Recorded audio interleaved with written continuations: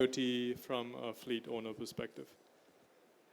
Thanks, guys. So we'll start with Prem and then just kind of work our way down down the panel here, and then we'll open it up for Q&A.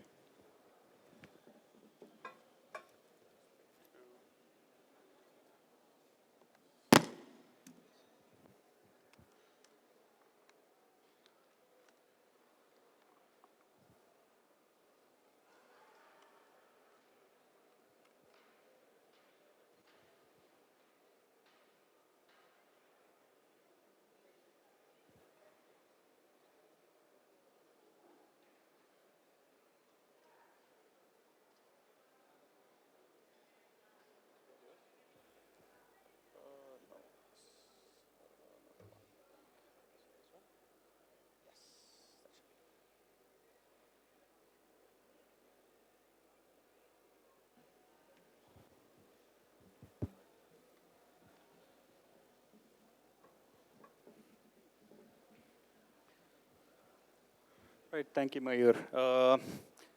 Good evening to one and all. So I'm Prem from Roambee Corporation, and we are a company, an IoT company, which is focused on improving the logistics and asset monitoring applications by being able to give data, very accurate and predictable data for better decision making, right?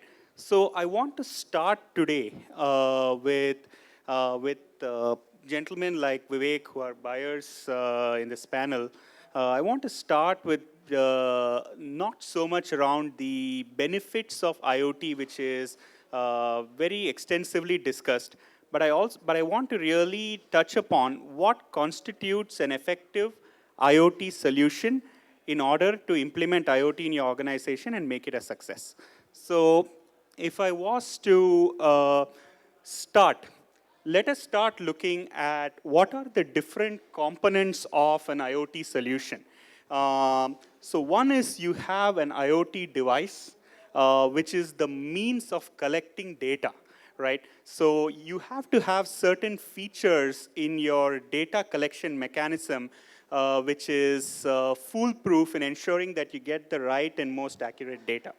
The second thing that you have is the ability for your IoT device to transmit that data effectively and give you a very high uptime of the data collected in order to ensure that the analytics which you churn out of the data is effective.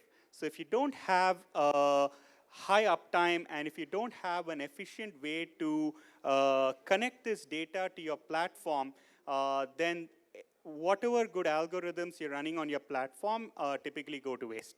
The third part that I want to focus on is, of course, the IoT platform. What are some of the key features that are required in the IoT platform in order to enable you to really get the right foresights and insights which enable you to make better decisions? Then the fifth part is once you have a IoT device, it can even be your mobile phone in a lot of cases, collect data in a very effective manner, communicate it to your platform without any kind of disruptions. And once your platform is able to churn the intelligence required, what are the aspects of the business model you need to consider about the way your IoT solution provider is offering your solution to you in order for scalability? Then the fifth part, which is often not talked about so much, is there are a lot of organizations, in our experience that we have seen is there is a lot of good data being collected and analyzed in order to make the right business decision. But the million-dollar question is, are these business decisions being implemented and are they being implemented in real time as and when the data comes in? So that is what I call as the ability to action on data or the actionability of the information collected. So a quick look at these points. The device which you're using, right? in today's world, the flavor for wired devices, I would say, is going away. Because when you have something that's wired, it's always dependent to the asset. It's tied to the asset that you're monitoring, whether it's a truck, or whether it's a car or whatever the asset is. It could even be a construction equipment. Once it's tied, it means that if there is any problem with your asset, then your visibility goes away. So do I have a wireless IoT device that has a long battery life to last me through my application? It can mean anywhere from whether it lasts my entire shipment or whether it lasts my entire asset monitoring application, maybe when you're talking about monitoring construction equipments over a period of 3 years. The second thing is, can I use it without relying on my transport provider or the vehicle? The other thing is, do I have backup methods to ensure that in case my primary battery fails, I have a secondary battery? And of course, the third, fourth, and fifth point are more around the security of the information that's transmitted and whether I have the ability for me to link sub-devices to my main device using a BLE port. And of course, if you're using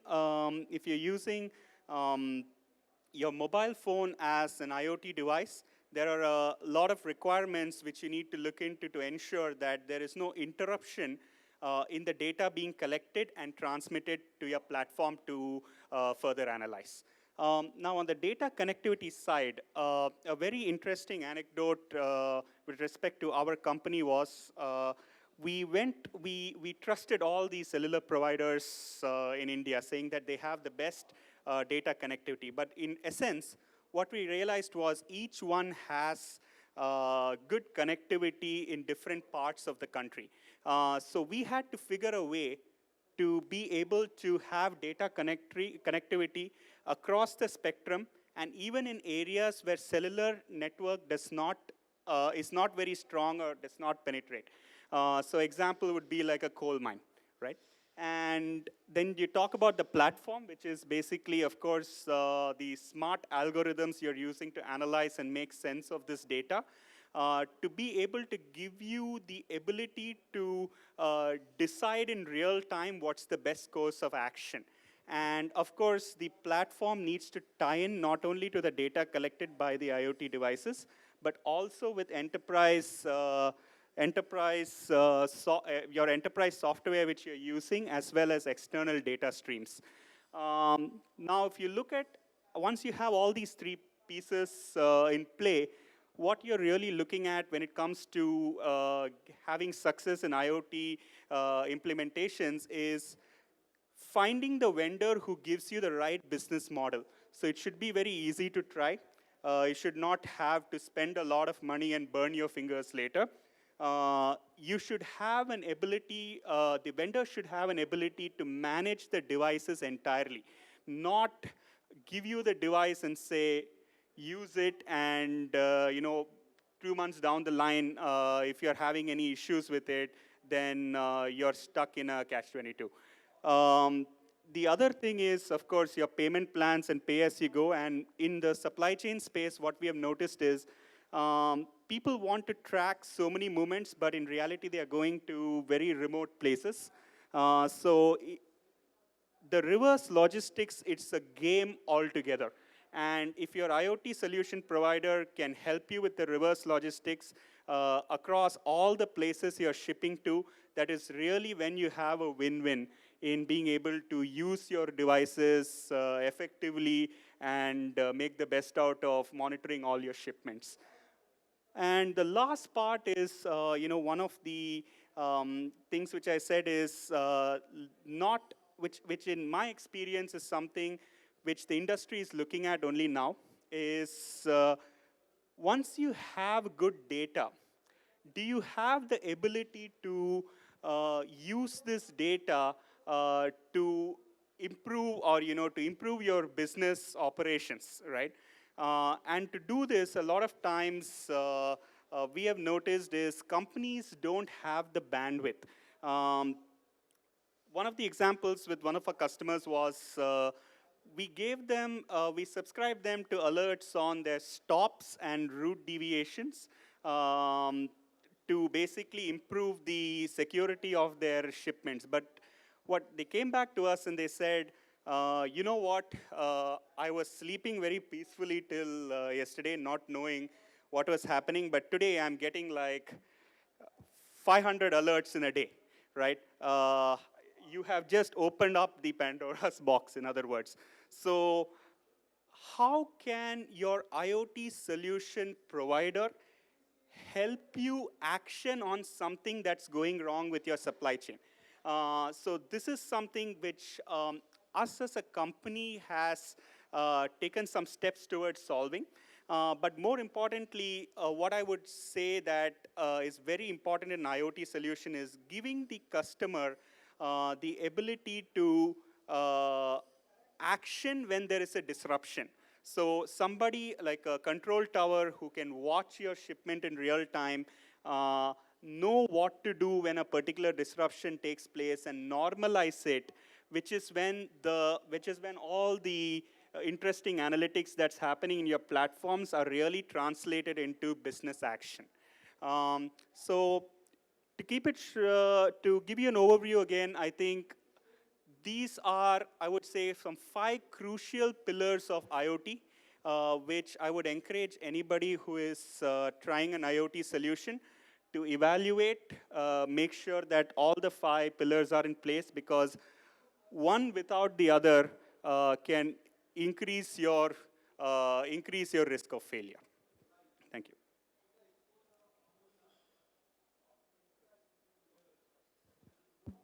Hi, good evening, friends. So while my friend Prem from a provider side has given a heads up on the IDO implementation, so because I represent the buyer part of it, the user industry, I would like to talk about very briefly on how 3 key aspects of supply chain would now, start making differentiation to the organization. So I represent General Mills. General Mills is, we are the world's 6th largest food company. In India, we have brands like Pillsbury, Häagen-Dazs, which is our premium ice cream brand. We have Nature Valley and Batty Crocker. So, so I believe this is the best era to be in supply chain. Why I'm saying this? Because, we have seen this transition, a very gradual transition from when supply chain was just a part of a commercial function of the company to being a part of a boardroom now, right? When I say that, what I mean is that supply chain has now become a differentiator to the business. So gone are the days when we refer supply chain to just cost saving. We are talking about supply chain, and when it gets married to the technology, become the revenue driver. So it becomes those extra dollars into the business. How? I'm going to talk about 3 aspects of supply chain. Demand, supply, and logistics. I think while we have spoken a lot about logistics and warehousing, I think we need to spend some time on understanding how demand and IoT can work together to bring in those extra dollars into the organization. So, if you see, most of the organizations currently have a top-down demand planning, model, wherein we run a statistics-based model on a national level. We forecast demand at a national level, and then, we break it down into the region and the area sales manager and the retailer level, looking at the past trend. I think with IoT and mobile applications coming to picture, what I as a supply chain leader in my organization expect is that I get a forward sale plan for my retailer. I get that much connected to my retailer that I have a forward sales plan from him on a weekly basis or twice a week basis. So see, what I'm trying to do here is, today I'm running a monthly demand planning cycle or a fortnightly demand planning cycle, and that too basis past data, right? And that too basis statistics. But the real power lies in who's going to sell, and then who's going to see the customer on a day in, day out basis, who's my retailer. So with the data integration and with the cloud computing coming into picture, what I'm seeing is that, I have a bottom-up approach towards demand planning. That's one part of it. Second is, a big chunk of my opportunity lies in cashing on additional demand opportunities. For example, in my company, Pillsbury Atta, we have one brand, right? It's a commodity, right?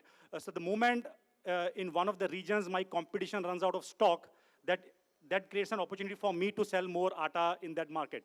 But today, in today's scenario, that information takes around week to 10 days time to come to me so that I can react to it and start fulfilling. Meanwhile, I've lost a lot of customers. So when I'm talking to my retailer through my data and my demand planning engine is connected to them on a day-to-day basis, these extraordinary demand opportunities can be cashed in by the organization. And here, again, when I'm talking about this, it's basically supply chain bringing on those extra revenue opportunities to the organization, not just a cost saving.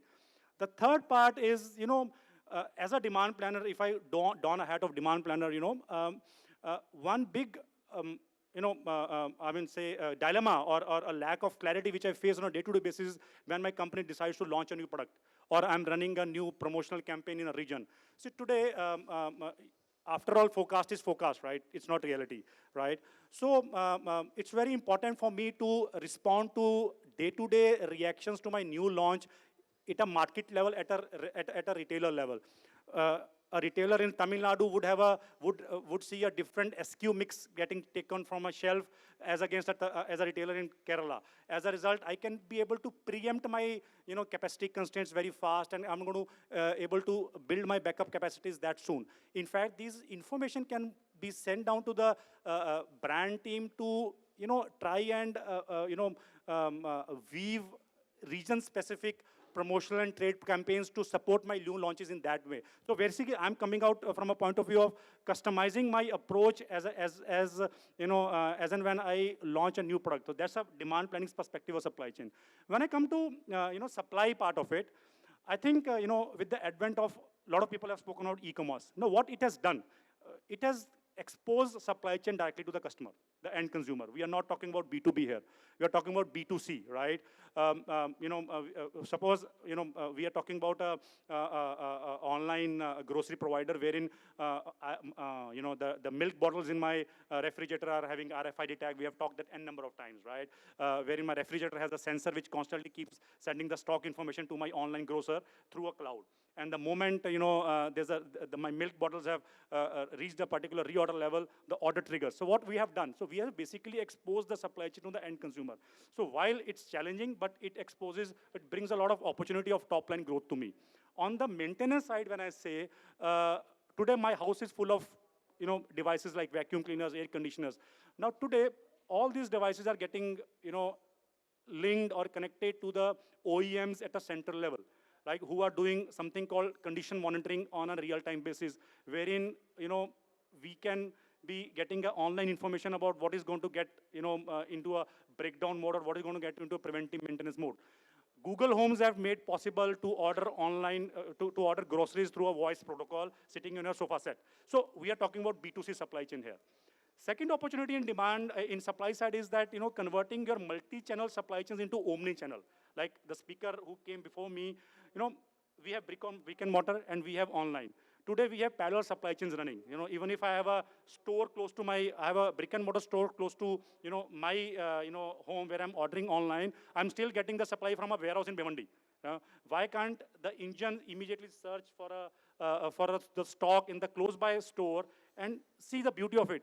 The store gets an inventory optimization. The supply chain becomes a customer value proposition driver that here I am delivering you something in half a day time, right? So this is about a simple example of converting, multi-channel supply chain to omni-channel supply chain. When I come to logistics part of it, the biggest thing which I, as a logistics user in my organization, look forward is a dreamland. When I say dreamland, it's a digital, wall which has all my prospective supply and demand points, even if they are within the country or outside the country. We have little dots moving from one place to another location. When I zoom on those dots, I see what that each truck is carrying in terms of inventory, whether I want to reroute it, I move one dot from here to here, and then the message of route change goes to the truck driver. If I'm operating a cold chain, because my Mahajan ice cream moves in through cold chain, right? And I want to control my temperature throughout the in-transit, scenario. So wherever I see a blip happening, I can be ready that there's something going to happen to this shipment. Let me be ready with a backup plan. So any traffic snarls need to be rerouted for. So these are some of the things which I have in my mind as a IoT user in supply chain. When I talk about, linking my warehouses to each other, linking my warehouses to my transporters, because, most of my warehouses today has a single loading dock.